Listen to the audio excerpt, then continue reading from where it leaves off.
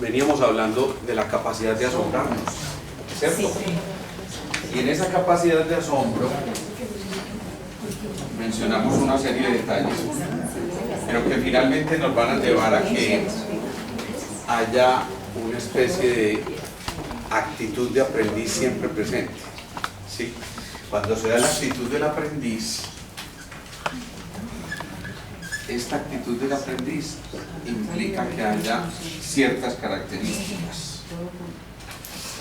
Lo primero, nos enseñaron a ser seres individualistas, no solo individualistas, sino digamos que orientados siempre hacia la competencia. ¿Sí o no?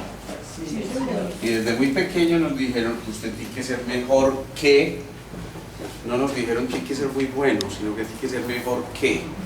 Y siempre nos pusieron un patrón de comparación en el que nos decían, ojo, porque ahí digamos que algunos establecimientos ya de tiempo atrás que nos dicen alguien es bueno o alguien es malo de acuerdo a unos parámetros o unos paradigmas presentes.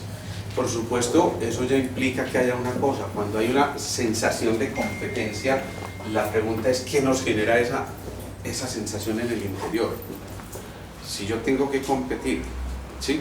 Yo salía a hacer poesía en el primero bachillerato y tenía que ser mejor que mis compañeros para poder sacarme en ese tiempo un 10, era de 1 a 10, vayan calculando más o menos cuánto hace tiempo eso. Entonces yo salía, ya el oriente del bien profundo, la luna parte el nebuloso velo, y le siente en el dormido mundo su casto bien, el recelo. Sí. En cambio había un compañero que era ya del oriente en el confín profundo, la luna parte el nebuloso velo. Y el profe mientras tanto era 10. Claro, él tenía 4 dieces y yo, si acaso, llevaba un 10, ¿no? Entonces eso era una cosa que era una competencia, no solo por lo que había que hacer, sino porque es que nos educaron para tratar de vencer al otro. Y eso se fue en el tiempo, digamos que convirtiendo en una especie de hábito. Hemos dicho que cuando se repite un hábito, o una acción, se genera un hábito y ese hábito va a generar un carácter y un destino. Entonces es factible que esto lo hayamos seguido viendo durante el tiempo que llevamos en esta vida. Yo quisiera escuchar ejemplos, por ejemplo, digo pues, de eso, de estados de competencia. ¿Han visto ustedes algún estado de competencia que se les haga familiar? Por ejemplo, ¿con qué compiten ustedes en el día a día? ¿Ya? Con la actividad que realizamos. Con la actividad que realizamos y frente a qué, por ejemplo. A los demás compañeros de trabajo. Frente a los compañeros de trabajo, perfecto. El entorno. Compañeros, perfecto. ¿Qué más? ¿Qué cosa? Los hermanos. El grupo familiar. El grupo familiar, perfecto. ¿Con qué más competimos? Con negocios. Con negocios, claro. ¿Qué más? Con uno mismo y grande. Eso. Y con uno mismo. Y aquí podríamos seguir la lista muy grande, pero yo quería llegar a esto. A que la verdadera competencia está con uno mismo. En realidad, cuando uno entiende la magnitud de la competencia, entonces deja de tener que ser mejor que el otro y simplemente trata de ser mejor que lo que uno mismo ha sido. Y cuando eso comienza, entonces ahí empieza por lo menos a limarse parcialmente esa necesidad de tener que vencer en una batalla que nunca se debió haber dado. Dicen por ahí que la mejor batalla es la que nunca se dio, y por eso dicen también que la mejor arma del Kung Fu es correr, ¿sí? Y es cierto, cuando a veces uno asume esa actitud de no tener que competir, sino simplemente hacer las cosas por convicción, entonces ya ahí se pierde esta noción de la individualidad. Porque cuando se hacen por convicción, se están haciendo porque somos conscientes de que somos seres interdependientes, de que todos estamos conectados y que si a mí me va bien, al otro le tiene que ir bien, pero si al otro le va bien, a mí también me va a ir bien. Entonces ya no tiene sentido competir porque somos células de una misma unidad y en esa misma unidad todos nos estamos identificando para formar un solo cuerpo, una sola raza, una sola humanidad, y un solo credo, que es el credo del amor. Cuando somos conscientes de eso, empezamos a funcionar de una manera al unísono, y eso significa que todos sonamos al mismo son, todos estamos emitiendo unas notas que hacen parte de una única sinfonía que es la vida. Cuando estamos convencidos de eso, entonces ya no es necesaria esa competencia que normalmente genera fricción y desgaste, que genera lo que en química se llama el trabajo, y entonces esto hace que haya, por supuesto, fricción y desgaste. Si hay fricción y desgaste, esto nos va a llevar poco a poco a que la energía de reserva se vaya agotando lentamente. Mientras que si la estamos compartiendo de manera generosa, si estamos sonando como una única unidad, entonces al contrario nos enriquecemos de ese sonido, y finalmente ese sonido regresa para convertirnos en personas, person, a través del sonido. Eso es lo que somos las personas. Si logramos identificarnos con eso, entonces vamos a empezar también en esa actitud del aprendiz, a asumir una actitud en la que reconocemos, o mejor, somos conscientes de nuestras propias limitaciones. Es muy importante ser conscientes de las propias limitaciones, pero ser consciente de las propias limitaciones no significa estar derrotado, significa al contrario, sentirse, entre comillas, deliciosamente ignorante. Y sentirse deliciosamente ignorante significa, hay algo nuevo por aprender, el cuento de las 1001 noches sigue, vale la pena levantarse al otro día con una intención y con un entusiasmo y con unas ganas, con una avidez por el conocimiento, y por supuesto hay la necesidad en esto de reconocer las limitaciones, de encontrar que hay otros que lo hacen mejor que yo. Eso no es una derrota, como si se veía aquí antes. Ya al contrario, aquí significa, hay alguien que ha generado destrezas de las cuales yo puedo aprender y me puedo ahorrar mucho camino. Si simplemente reconozco mi vulnerabilidad, si estoy reconociendo esto, entonces, ¿por qué no acercarme a aquel que ya ha generado esa destreza? ¿Por qué no con humildad decirle, quiero aprender? ¿Y por qué no con esa misma humildad decirle al otro, es admirable lo que has hecho? Y exaltar la labor del otro. Es muy fácil quedarse con pensamientos negativos. Un pensamiento negativo, se ha hecho el cálculo, permanece en nuestro interior en promedio 1 hora y 30 minutos. Un pensamiento positivo permanece apenas menos de 20 minutos. Eso significa que por naturaleza tendemos a conservar los pensamientos negativos. Pero si empezamos a hacer el ejercicio de exaltar en el otro las cosas buenas, las cosas que el otro ha desarrollado, y reconocemos sus virtudes y lo convertimos en un hábito, esto de, en vez de criticar, edificar, estos pensamientos positivos empiezan a ganar en tiempo y en permanencia, y en cambio, por supuesto, empieza a disminuir la duración de aquellos pensamientos negativos. Es decir, estamos cambiando del optimista que cree en los otros, y estamos dejando de ser pesimistas que solo creen en sí mismos. El optimista, lo hemos dicho, siempre tiene un proyecto, el pesimista siempre tiene una excusa. Entonces, si simplemente empezáramos a entender que podemos hacer por decisión propia, y eso de la decisión propia significa, soy yo el que toma esa decisión, nadie la toma por mí, sino que por decisión propia yo empiezo a implicarme en el proceso y empiezo a decir, puedo hacerlo, pero además me gusta que el otro lo haga también y puedo exaltar lo que el otro hace. Ya eso solo está permitiéndonos ganar tremendamente en este reconocimiento de nuestras propias limitaciones. Pero insisto, no entendidas como una derrota, sino como una oportunidad más para aprender. Y entonces, el que es verdaderamente aprendiz, el que mantiene esta actitud, en realidad no es maestro de nada, pero es aprendiz de todo. Y esa es una ventaja grandota. Porque si no es maestro de nada, significa siempre habrá algo por aprender.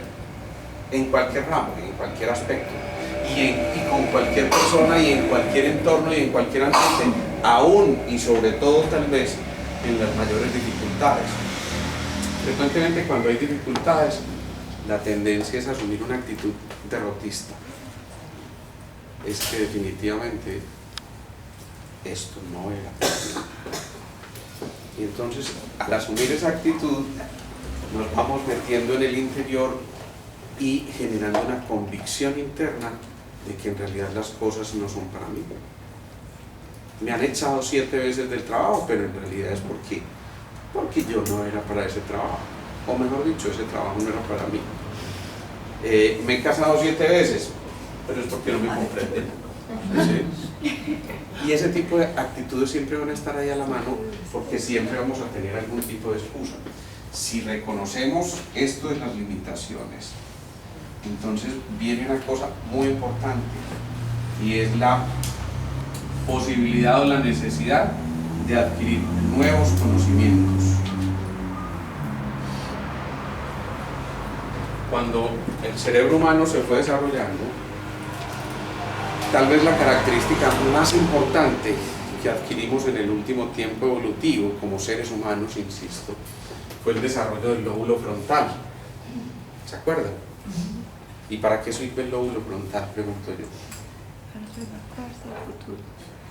Para proyectarse hacia el futuro. Para proyectarse al futuro. Ahí no está el cerebro mamífero, está el cerebro humano. Sí, el cerebro mamífero es el cerebro medio. No tendrá que ver con la intuición. Con la intuición, sí, puede tener que ver con la intuición. Nuevas Con la conexiones. memoria, nuevas conexiones. ¿Y qué implicarán esas nuevas conexiones? Pues capacidad de aprender más. Eso, si hay más capacidad de conexiones, esta es una neurona, ¿sí? Este es un mosquito, ahí quedó. Aquí hay otra neurona, ¿sí?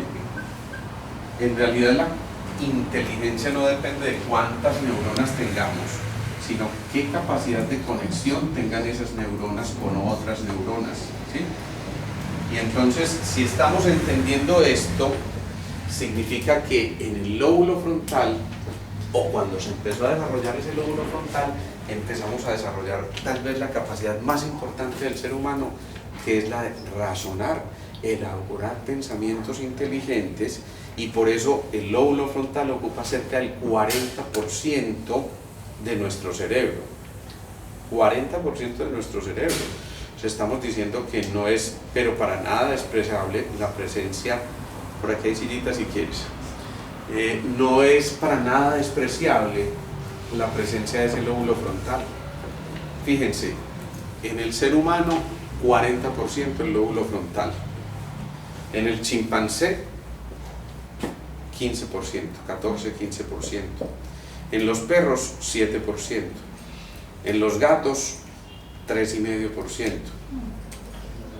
O sea que si tu gato es más listo que tú, la cosa empieza a ser medio preocupante. Hay algunos que tienen un poquito menos de un gato y sin embargo llegan a ser presidentes, pero bueno, eso es una cosa ya al margen de todo esto. Es muy importante que entendamos que en ese lóbulo frontal nos estamos jugando la proyección al futuro, eso es cierto, porque la proyección al pasado está ¿en dónde? En el cerebro ¿qué? En la zona occipital, en el cerebro reptil, perfecto. ¿Y cuál es el cerebro reptil? ¿Qué compone el cerebro reptil? ¿Ustedes se acuerdan? ¿Ah? Los reflejos. Los reflejos, sí, pero digo, ¿qué estructura del cerebro? El cerebelo y el tallo cerebral. Entonces ese cerebelo, que algunos dicen que es el cerebro del cerebro, está localizado en esa parte posterior, como recordándonos a nosotros que toda esa evolución, toda esa energía ancestral, todo lo que traemos de nuestros antepasados, toda la energía reticular, toda la energía que captamos desde el riñón también en otra visión, está ahí guardada, además enseñándonos a nosotros que a través de esa energía de reserva o esa energía ancestral nosotros nos conectamos, hacemos ese polvo a tierra y desarrollamos una cosa muy importante que se llamaba como una lección fundamental: La anclaje. la seguridad. La seguridad y la identidad. Entonces nos conectamos ahí, pero después eso siguió y ahí sí, Margara, se desarrolló el cerebro mamífero. Y ese cerebro mamífero tiene como característica fundamental, grandota así, siempre que hablen de cerebro mamífero, sí, el de las emociones, eso, el de las emociones, ese es el cerebro mamífero. Por eso cuando empezamos a desarrollar el cerebro mamífero, empezamos a volvernos mucho más sensibles, y si nos volvimos más sensibles teníamos que desarrollar memoria, sí, para poder acordarnos de ese día que te dijeron, ¿cómo estás de linda, mi amor? María, ¿sí o no? Entonces eso se quedó grabado, pero se quedó grabado ¿cuántos minutos? Pucha. Entonces, en cambio, cuando le dijeron, estás como gordita, todavía te lo están cobrando, ¿sí o no? Sí. Entonces, ese cerebro emocional que está ahí registrado a través de la amígdala y el hipocampo, que son dos estructuras muy importantes en el cerebro, fijan esa información, graban esa información, pero además le dan un colorido, le dan como una cosita muy rica que implica que vale la pena recordar o no aquellos sucesos determinados, porque a veces también lo que creamos es un mecanismo de defensa y entonces para evitar el dolor tratamos de olvidar, ¿sí? Hasta luego, vida mía, si te he visto no me acuerdo. Sí, no, eso es una frase de esas hiriente, ya llegó a... ¿Con qué? ¿Con cortaúñas? Cortavena. Cortavenas. En fin.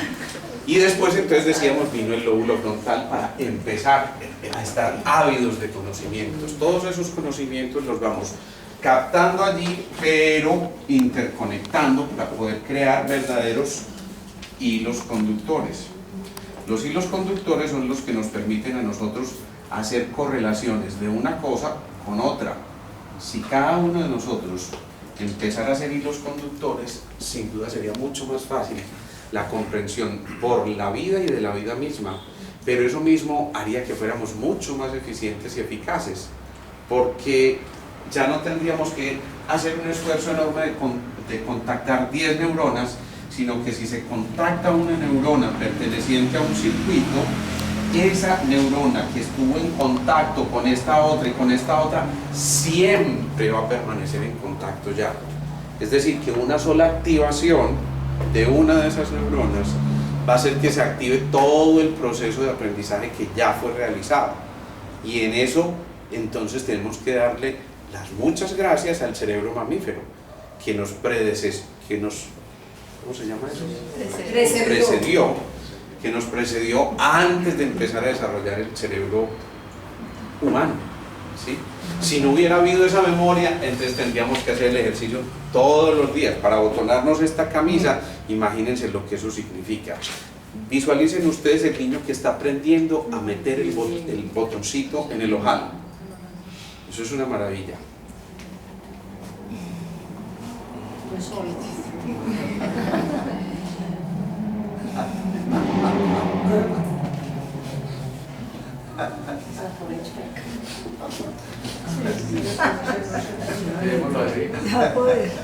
Ya pudo.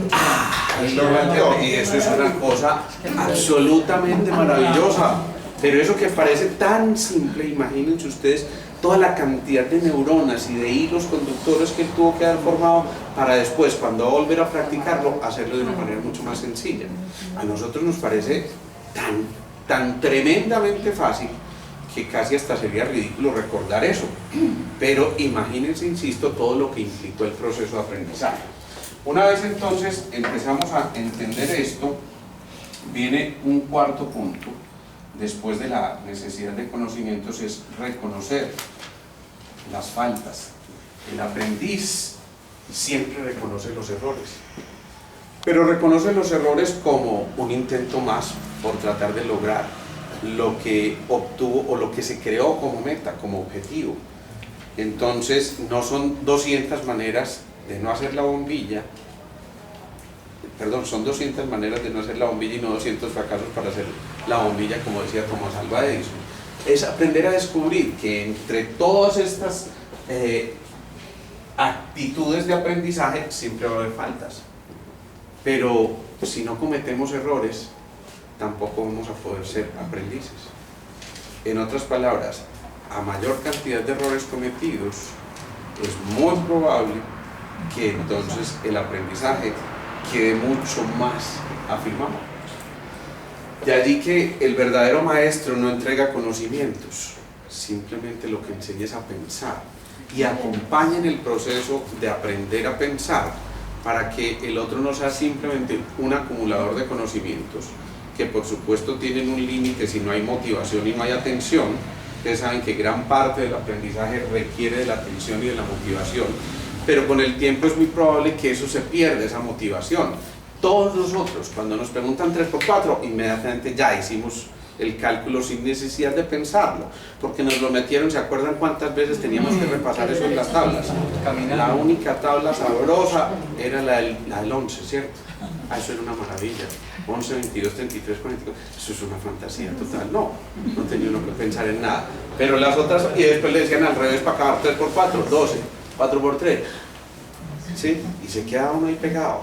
Pero sin embargo esos aprendizajes que ya se convirtieron en algo que digamos se automatizó, ya no requieren de mayor esfuerzo porque se quedó ese hilo conductor conectando una neuronita que hizo aquí este clic. Dice, eso se llama tabla de multiplicar, e inmediatamente manda una señal e inmediatamente interconecta con todas esas neuronas.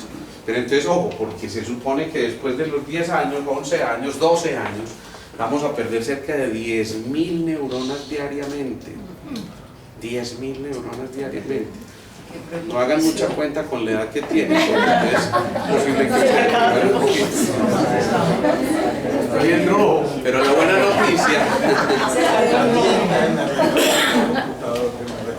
buena noticia es que para perder siquiera el 50% de la célula, ustedes necesitarían algo así como 300 años. Suficiente. O sea que hay neuronas suficientes, es verdad. 100.000 millones de neuronas son las que tenemos al momento del nacimiento. Si nos gastamos 10.000 de a poquitos, eso pues no se va a notar como de a mucho. Sin embargo, ¿de qué depende que en algunos sí se note mucho? Porque unos que están perdiendo las mismas neuronas se empiezan realmente a volver torpes y se me empiezan a olvidar los ¿sí? Ese tipo de cosas. ¿Y dónde fue que yo puse? ¿Cómo es que te llamas tú? Te tengo en la punta de la lengua, claro. Y uno muerde la lengua y nada que sale, escucha, ¿no? Pero ahí está. ¿A qué se deberá eso? ¿Por qué si todos en promedio estamos teniendo una pérdida igual de neuronas? Porque algunos se deterioran mucho más rápidamente y otros en cambio conservan intacta su memoria hasta los 90, los 100 años y sin ningún tipo de dificultad. ¿Qué será la diferencia? Por la actividad neuronal que haya. Puede ser que no se ejercitan, por la alimentación también tengo entendido que la alimentación La alimentación, el ejercicio, ¿qué otra cosa? La interconexión neuronal que exista para cada ¿Y de qué depende eso? ¿De qué depende? Esa es la pregunta. Del conocimiento, del aprendizaje que haya tenido. No, mal uso del cerebro, ¿qué? Ejercicio físico y alimentación. Ejercicios para el cerebro. El ejercicio. ¿Sí? Estímulo El también. ejercicio. ¿Y el ejercicio qué requiere?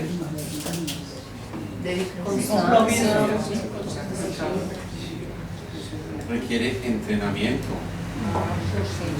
¿Sí o no? Entonces a la gente le dicen, haga sudoku a partir de los 60 años. Y verá que no pierde la memoria para hacer sudokus.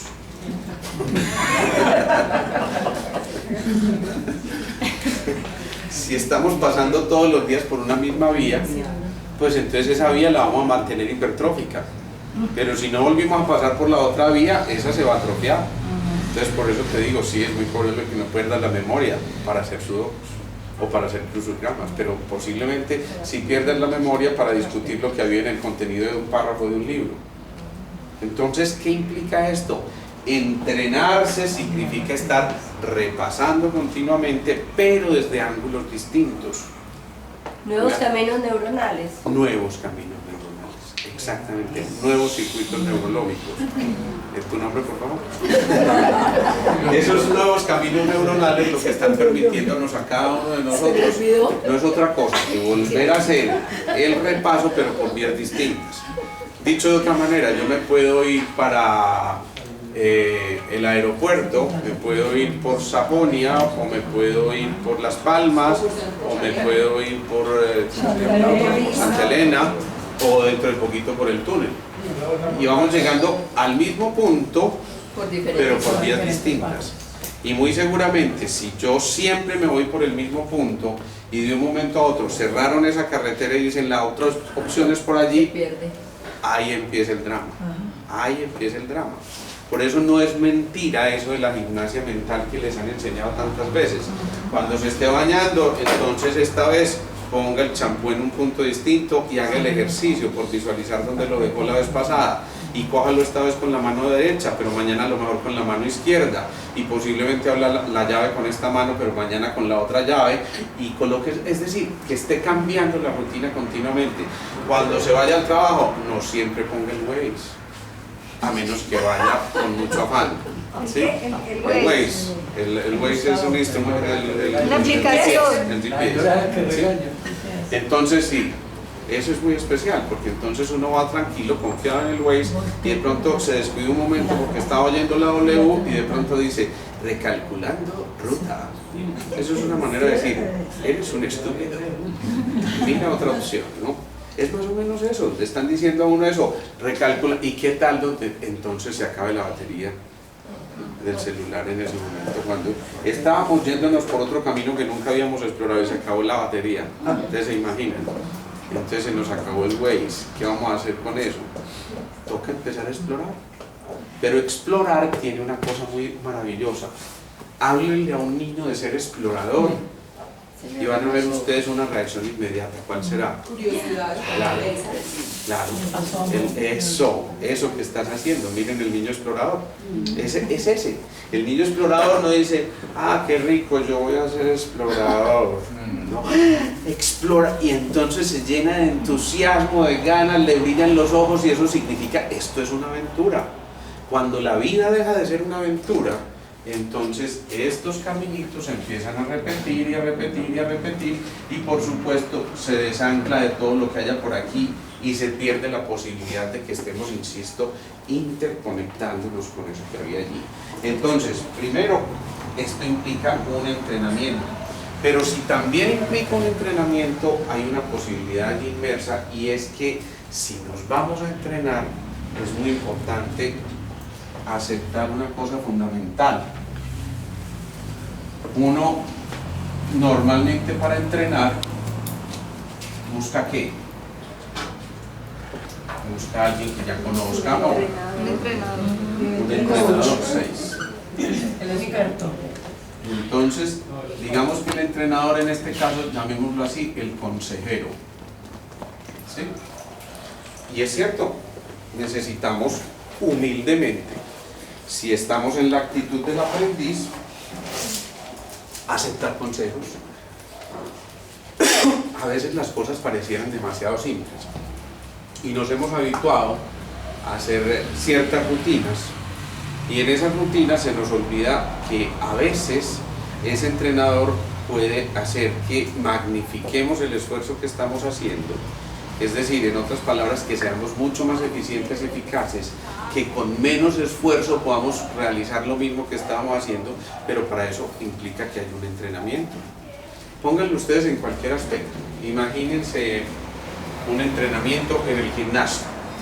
Acaban de empezar ustedes en el gimnasio, ¿sí? Y contrataron su entrenador personalizado. Bien, la primera vez sale alguien muy importante, es este. Entonces, ¿qué hay que demostrarle al entrenador? No, yo he hecho ejercicio toda la vida. Creo que vas bien, te sientes bien, van 10 minutos. Sí, pero mientras tanto, a la que no me hable mucho. Porque tengo que estar contestando, me va hablando. ¿Y qué? ¿Cómo sigues? Súper bien. ¿Sí? Y ni modo de aceptar que nos estamos cansando, porque es que ¿cómo le voy a decir yo al entrenador? Ey, ¿cómo así pues? Empecé hoy ya desde el primer día, ya estoy aquí a punto de apneas y de necesidad de tanquetas de oxígeno. No. Pero surge indefectiblemente ese ser individual. Pues había que competir y mostrar. Cuando ya uno se relaja y dice, bueno, es que mentico, qué bobada. En realidad yo vine a pagarle a este para que me enseñara. ¿Sí? Y entonces cuando ya entendió que había que pagarle a él, uno por dentro dice, este la va a ganar de ojo. A ver, profe, ¿y entonces qué hago? Porque no puede uno pedir el consejo, no. Sino que primero se fija en que este se la está ganando de ojo. Hasta que mucho tiempo después entiende que entrenador y alumno son uno solo con un solo objetivo. ¿Cuál es el de desarrollar una práctica adecuada, con menor fatiga, con mayor capacidad de resistencia, con un aprendizaje en la técnica respiratoria? Y entonces nos empiezan a hacer mucho énfasis en la respiración. Y entonces estamos levantando la pesa. ¿Sí? Imagínenselo ustedes ahí, ¿saben? Está pesadita. Sí, pero cuando la va a bajar y uno no dosifica la respiración, entonces claro, a los 5 minutos está fundido. Si le enseñan un momentico, espere, ese mismo ejercicio hágalo, pero vamos a respetar la respiración al momento de hacer el esfuerzo, vamos a inspirar, luego vamos a expirar, todas esas cosas. Entonces ahí estamos aceptando un consejo de posiblemente alguien que se ha venido entrenando para eso y cuya función es esa. Entonces no tenemos que ser mejores que el entrenador, sí tenemos que ponernos retos con el entrenador para vencer nuestras propias marcas, posiblemente no las del propio entrenador. Con el tiempo es posible que logremos desplazar al entrenador, ¿no? Seguramente ya no lo vamos a necesitar, es decir, no somos perfectos, pero casi. Entonces ahí empiezo a entender que es necesario que esto que está pasando aquí, con el consejero presente, se entienda que es ahorrarnos gran parte del camino. ¿Qué hace un papá con un hijo? Esta mañana veía un caso dramático. Un muchacho al que por alguna circunstancia, cuando empezó a ponerse en la rebeldía de la adolescencia, sus padres jóvenes decidieron que no, que como así, está muy rebelde, váyase de la casa. Pero adivinen quién sale al rescate. La mamá. La abuela, ¿cierto? Sí, los papás ya no querían tenerlo, entonces sale al rescate la abuela. Entonces la abuela convence al abuelo de que entonces queríamos nosotros ese muchacho, ¿cómo lo vamos a dar en la calle? Entonces se imagina, donde hay todo mal y peligro, no ni riesgos, vamos a criarlo. Y en efecto se meten a criar al muchachito adolescente que a los 15 años empieza a consumir marihuana, azúcar, etcétera, etcétera. Hoy tiene 24 años. Y ese muchacho ya es un absoluto tirano que maltrata a la abuela, que la golpea, que ojalá te muras, escucha hijo de tantas, que no sé qué, todas esas cosas. Y es la realidad que estamos viviendo. ¿Realmente fueron consejeros? Muy probablemente no. Porque cuando yo le preguntaba por él, yo me llené de pánico cuando tuve que educar a ese muchacho. Un muchacho educado bajo el pánico no puede funcionar. Y si le tengo pánico a él, en la propia consulta sí es que me da mucho miedo llegar a mi casa porque allá va a estar a su propia casa. Además, un hijo que no es el de ella, sino el de sus hijos, o el de su hijo, ¿sí? Entonces, ¿qué ocurre? Que nos perdemos en este proceso de ser verdaderos consejeros. No podemos confundir los roles. Uno de los errores más grandotes que genera el ser humano es la confusión de los roles, de los papeles. Entonces la abuela no puede jugar el rol de la mamá, a menos pues que hubiera habido una catástrofe, se mataron en una, yo qué sé, o alguna cosa, y entonces bueno, alguien tendrá que hacer esa obra de caridad de hacer, pero en ese caso digamos que es una excepción precisamente perdón, porque está envuelta en eso. En condiciones normales la abuela debería ser la abuela de su nieto, ¿sí? Y de ninguna manera, por ningún motivo, ese nieto podría ser el papá de la abuela, que reprende a la abuela y que maltrata a la abuela.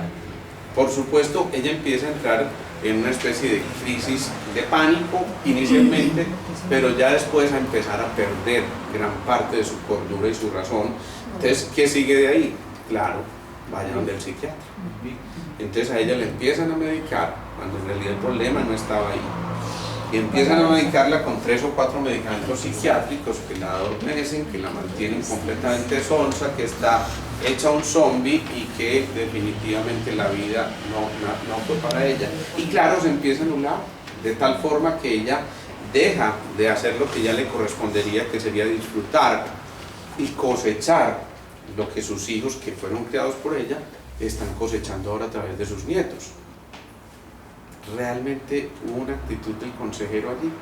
Ojo, consejero no es el que hace la tarea, consejero es el que ayuda o enseña a aprender el proceso para poder desarrollar las habilidades suficientes para que el día en que falte la pueda hacer sin la presencia del otro.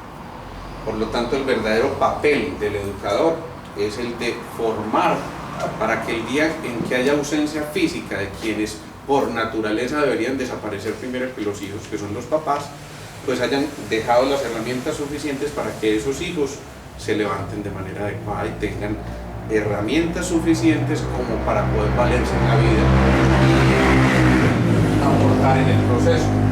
Entonces ese consejero lo primero que te ayuda es a salir de la zona de confort, ¿sí? Esta bendita zona de la que tanto nos han hablado. ¿Qué se imagina uno cuando le dicen confort? A ver, una imagen que se les dé. Bienestar. Sin esfuerzo, relajado. Píntame esa escena. No le duele una muela. Relajado, no le duele una muela, pero píntenme la escena. A ver, es que yo no sé cómo es una escena de no me duele una muela. Pues como una expresión que para, ¿cómo está? No me duele una muela. Perfecto, pero píntame, insisto, esa escena. Dibújame esa escena. Sentado en un sillón. Eso, sentado en una poltrona por ahí. Plácida. ¿Cierto? ¿O no? Una hamaca en una playa, maravilloso. Maravilloso. Confort total. ¿Sí o no? La ley del menor esfuerzo. Y alguien llega y dice, préstame la sillita así.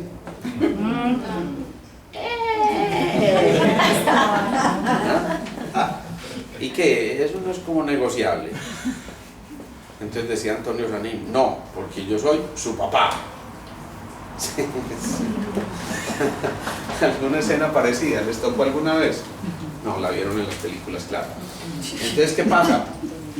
Cuando a uno alguien lo invita a salir de la zona de confort, la primera reacción es la del ego que dice, ¿cómo así? Yo aquí estoy muy bueno. No, que me voy a mover de aquí, hombre, por Dios, no. Vaya desde una silla, usted por allá en la playa, en una época de temporada alta, y vaya déjela mientras va y se toma una gaseosa. Pucha, ¿dónde es que está mi silla? Y es una cosa extraña, porque en ese momento las sillas, el número de sillas disminuye exponencialmente, ¿no? En cambio el número de gente que habita la playa empieza a aumentar como si fuera una cosa ya de generación espontánea, ¿no? Entonces, ¿qué ocurre en ese momento? Que uno definitivamente no quiere abandonar esa zona de confort, porque la zona de confort, como el nombre lo dice, es algo donde nos sentimos supremamente cómodos. Pero resulta que si nos acostumbramos a estar tan suficientemente cómodos, no nos atrevemos a desafiar y a decir, vale la pena aprender otra disciplina, ¿sí? Imagínense ustedes con todos los talentos y destrezas de los que fueron dotados. Algunos fueron dotados con inteligencia matemática, otra inteligencia a lo mejor económica, otra inteligencia deportiva, en fin, como habla Howard Gardner de las inteligencias múltiples, ¿sí? Pero eso no implica que yo no pueda aprender otras técnicas o aprender otras cosas que aparentemente no son afines a mí, ¿sí? Yo elegí desarrollar una carrera que tiene que ver con las humanidades, posiblemente más con el cerebro derecho, con el hemisferio derecho, que con el hemisferio izquierdo. Pero eso no significa que yo no pueda aprender a hacer un cálculo para entender mínimamente un plano de algo elemental. Eso significa, significa yo tengo la capacidad y la destreza suficiente como para conectar y empezar a dialogar con los dos hemisferios. Sin embargo, si yo me especializo en este hemisferio y todo el tiempo estoy en este hemisferio, va a llegar un momento en que posiblemente yo me vuelva cansón porque siempre estaré pensando de una manera que a lo mejor no compagina con todo lo que hay en promedio en la humanidad. Entonces es el niño que crece en un colegio con la famosa pedagogía Waldorf, que es la visión de la antroposofía, y de pronto ellos en realidad dicen hay que respetar el libre desarrollo del ser, pero generalmente ese libre desarrollo del ser no es por aprender mucho más lo que implica el hemisferio izquierdo de racionalización y de matemática y de cosas concretas, sino de cosas artísticas, hasta el punto que él empieza a hablar como así, un poquito cantado, y cierto que estamos muy contentos. Hola, ¿cómo estás tú? Yo también estoy bien, ¿sí? Y eso está muy bien para un niño de 3, 4, 5 años. Pero ese niño de 3, 4, 5 años va creciendo y resulta que a los 10 o 12 años él sigue hablando así. Hola, ¿cómo estás? Y ese niño de 11 o 12 años ya se va a empezar a codear con otros niños que no hablan así, sino que dicen, oye, este huevón, ¿sí o no? Yo creo que vas a ver huevón. Una frase célebre, ¿no? Una cosa, sí, Rigoberto Urán. ¿Sí? Entonces Rigoberto Urán dice, yo creo que vas a ver huevón. ¿Sí? Y eso se hace viral. Pero imagínense ustedes este muchachito diciendo, ¿y yo qué voy a saber? No, sí, eso como que no. Y por supuesto, exactamente, empieza ese encuentro con lo real y tiene que empezar una cosa que casi que por naturaleza sale a flote, y es que le empiezan a hacer bullying. Y por supuesto él no se siente ni de aquí ni de allá y ya no sabe para dónde va. Entonces, ni soy de aquí ni soy de allá. Eso significa no encuentro mi identidad, o sea, mi territorio. Y si no encuentro mi territorio, ¿qué empieza a fallar? La seguridad. La seguridad. ¿Y qué más? La autoestima. La autoestima. ¿Qué tipo de energía empieza a fallar allí? Ancestral. La energía de reserva o ancestral. Lo propio ocurre cuando alguien se tiene que desplazar, ¿sí? Cuando alguien se tuvo que ir del país por amenazas o por cosas de esas y no por voluntad propia, es muy probable que pierda ese contacto con la tierra y diga, pues pucha, aquí ya, ¿y yo para dónde voy?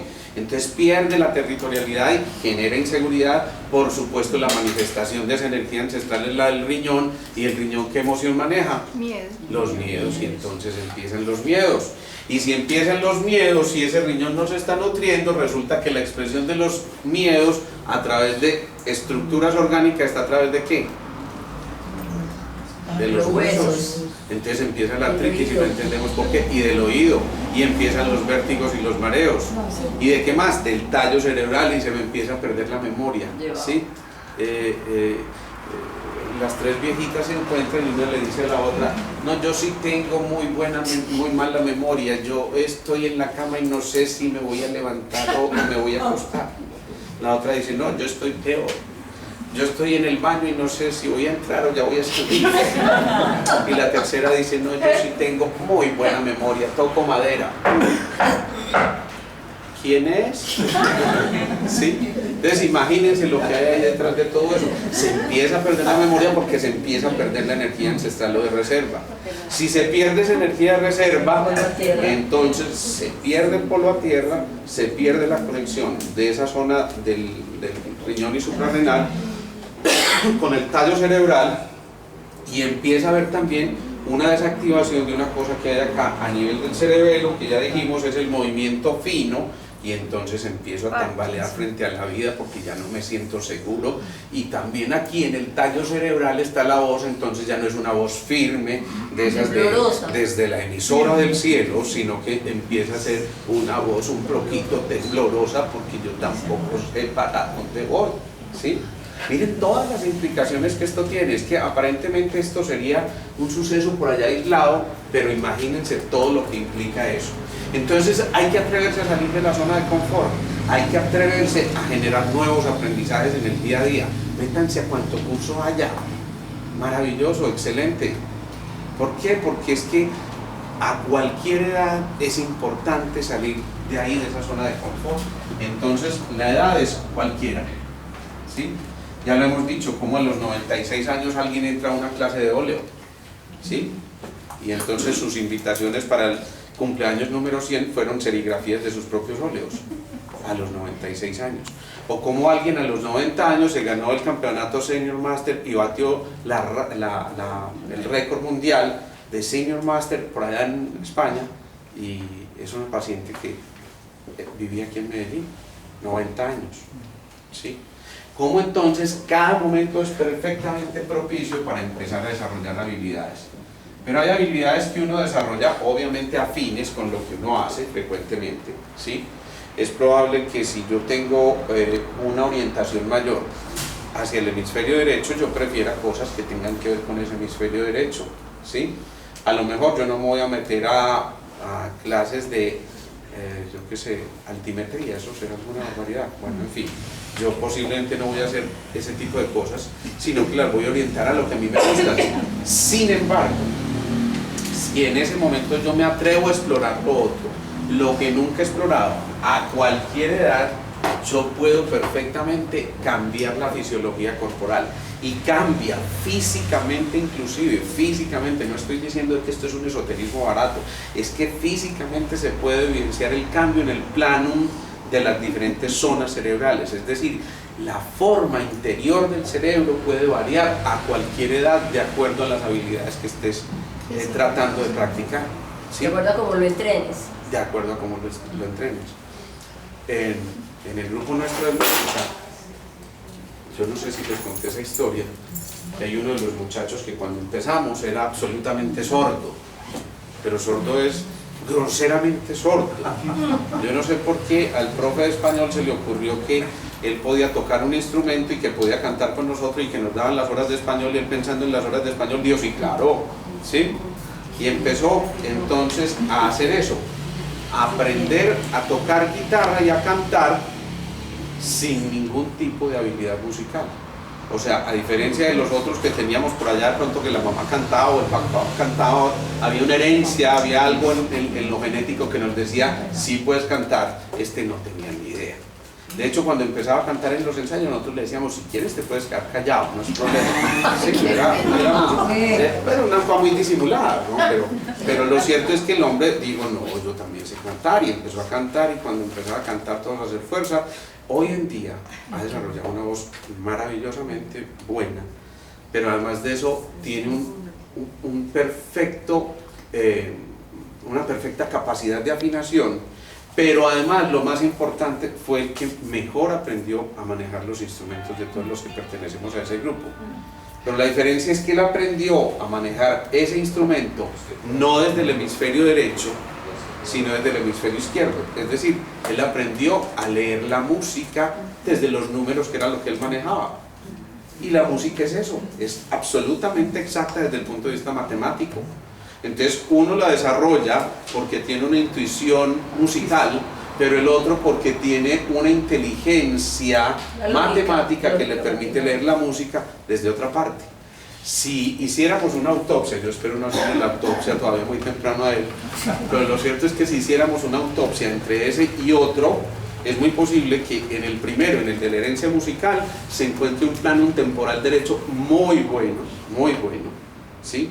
Pero en él, muy seguramente se va a encontrar en el izquierdo, es decir, una zona muy ampliada en ese cerebro que cambió, se modificó, insisto, físicamente. Si eso se observa con una tomografía por emisión de positrones, que digamos es un instrumento moderno que nos permite saber en el momento mismo en que el cerebro está actuando, cómo ese cerebro está activando ciertas zonas, es muy posible que en él se viera esa zona tremendamente ampliada y en los otros una cosita de estas. Y ambos están haciendo música, pero la están haciendo desde otro extremo completamente distinto. ¿Me hago entender? Bien.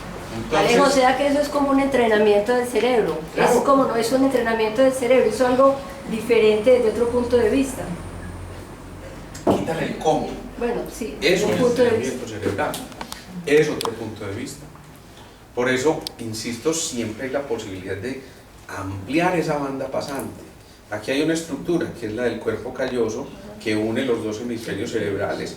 Pero si realmente está cumpliendo la función de unir y no de separar los dos hemisferios, debería facilitar también el diálogo entre los dos hemisferios cerebrales.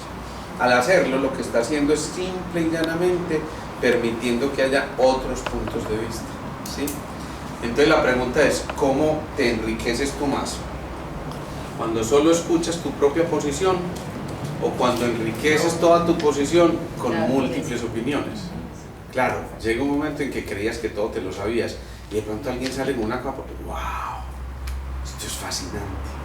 Y de pronto cuando ya te fascinas, hay ya una cosa maravillosamente especial, y es que entonces viene una cosa fundamental, que es la capacidad de asombro, ¿sí? Que era desde donde partíamos en la vez pasada, ¿sí?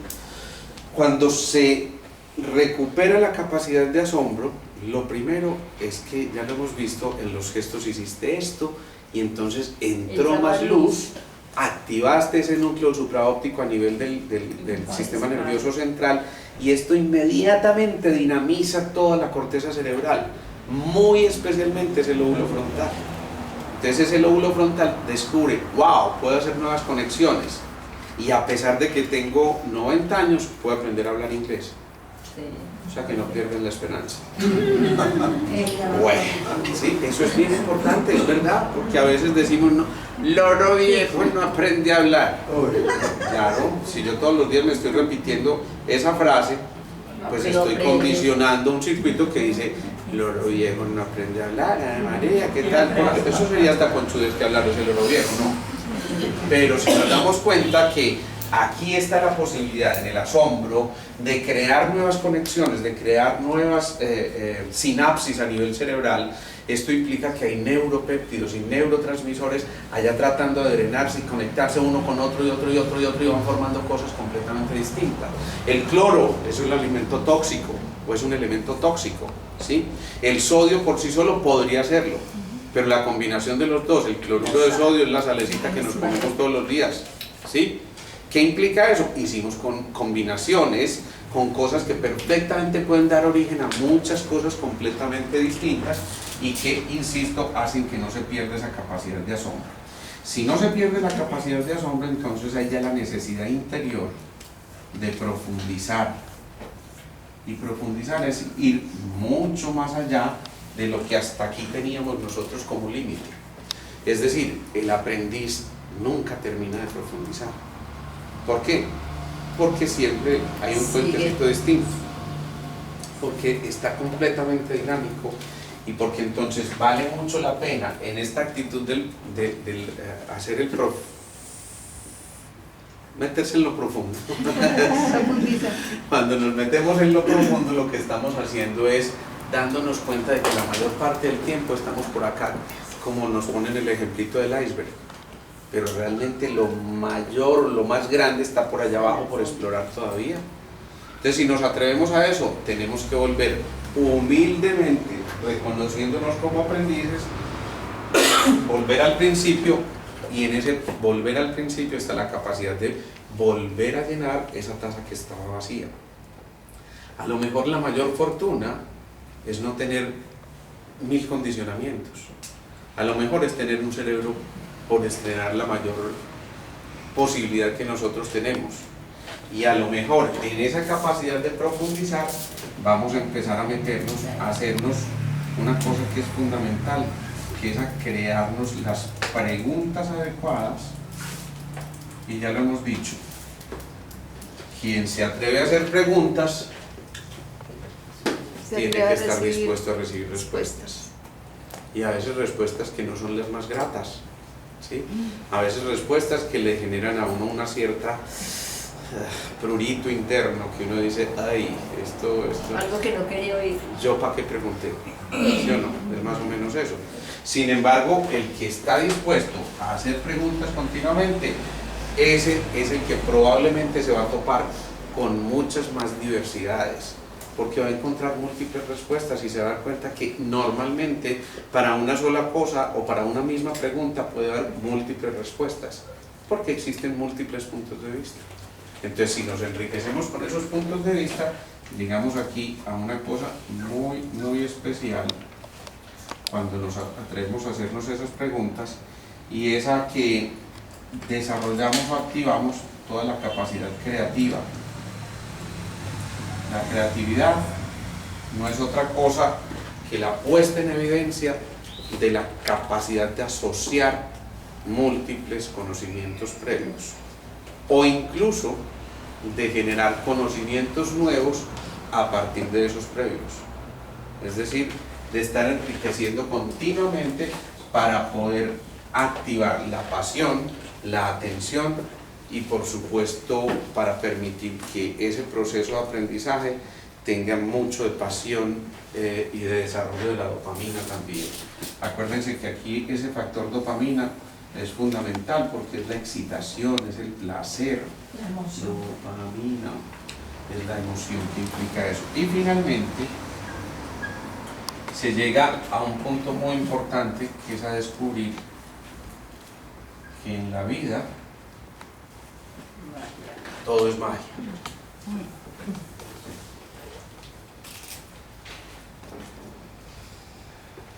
Ahí les queda la inquietud.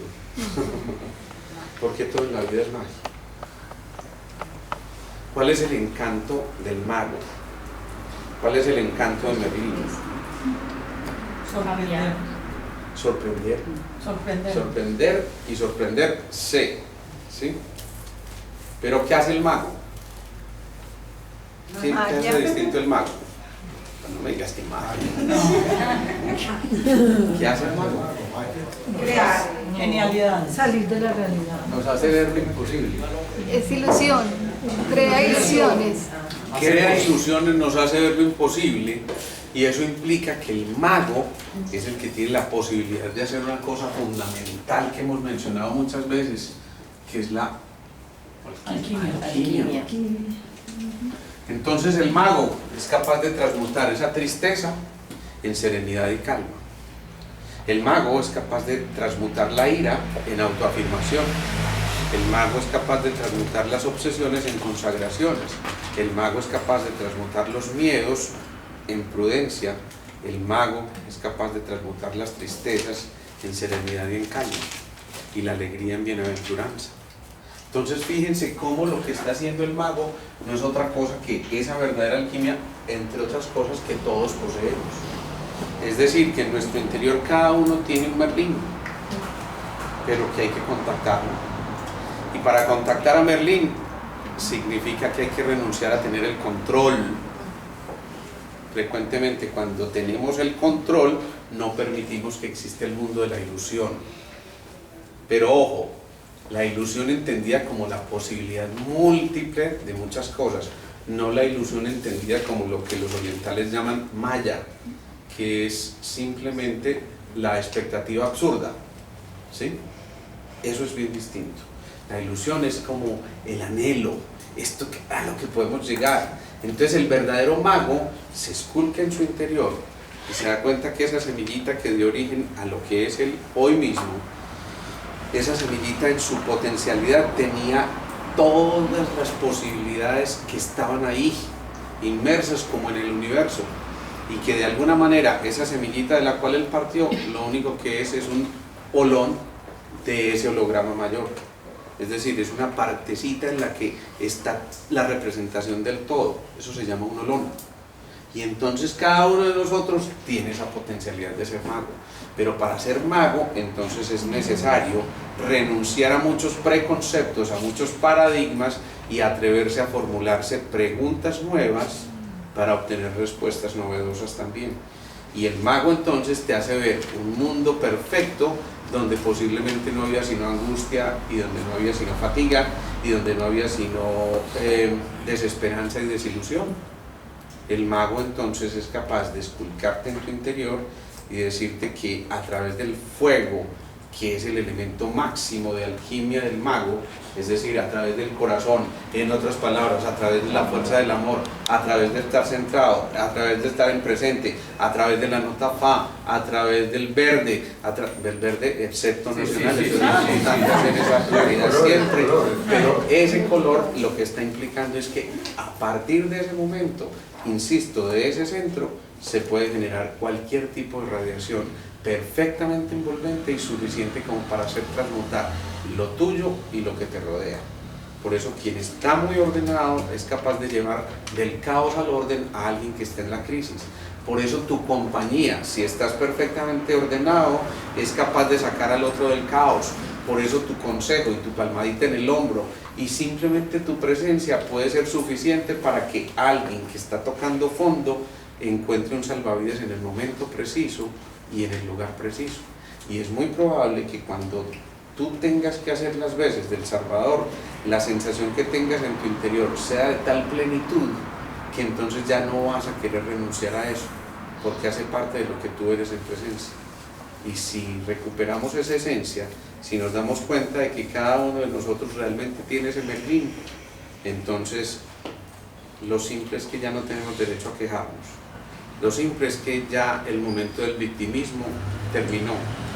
Lo mismo es que es decir que estamos haciendo o renunciando a que las cadenas se prolonguen y que alguien tiene que romper el eslabón para que finalmente el que está ahí decida optar por soluciones o toma de decisiones completamente diferentes que te tienen que llevar a cosas diferentes. Pero si yo sigo haciendo las cosas de la misma forma que siempre las he hecho, pues los resultados tienen que ser los mismos que siempre he obtenido. Los problemas no se solucionan desde la misma mente que los creó. Entonces, pensemos en eso, en que no es en vano que después de empezar por la actitud del aprendiz, terminemos en el mago. El mago es el que finalmente es capaz de despertar una sonrisa en el otro. Para mí ese es el verdadero mago, porque es el que te hace masaje en el alma y no en el cuerpo físico, porque es el que te toca en lo más profundo y es el que permite que las fibras de tu interior realmente se sacudan y digas, aquí hay un ser humano con 1000 caras, como los diamantes que tienen que pulirse, pero bienvenida sea la oportunidad para pulirse y bienvenido sea el aporte que cada uno pueda hacer en el proceso de autopulirnos y ayudarle a pulir a los demás. Finalmente todos hacemos parte de un único diamante que es la humanidad en ese sentido, y cada uno de nosotros hace parte de las miles de millones de caras que puede tener ese diamante y que sin duda va a empezar a brillar mucho más si cada uno aporta lo que le corresponde. Es decir, si cada quien empieza a cumplir su parte dentro del proceso del plan divino. Bien, preguntas, dudas, inquietudes, observaciones, anotaciones, acotaciones o apuntes. Maravilloso. ¿Está claro? Gracias a Dios. Muchas gracias. Entonces vamos a terminar haciendo la meditación.